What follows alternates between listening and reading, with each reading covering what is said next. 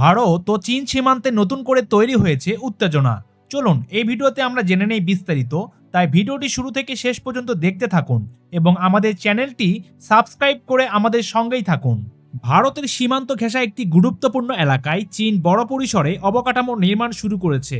এই এলাকাটি চীনের কাছে পরিচিত আকসাই চীন, আর ভারতের কাছে এটি সাকোস-গাম উপত্যকা নামে এক পরিচিত।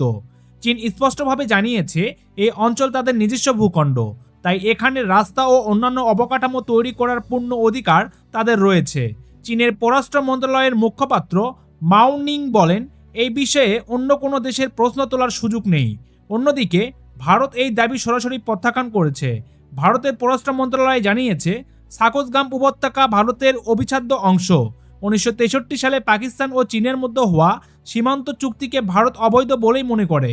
সবচেয়ে গুরুত্বপূর্ণ বিষয় হলো, চীন এই এলাকায় এমন একটি সড়ক নির্মাণ করেছে যা সারা বছর চলাচলের উপযোগী। এই সড়ক সিয়াচেন হিমবাহ থেকে মাত্র 49 কিলোমিটার দূরে।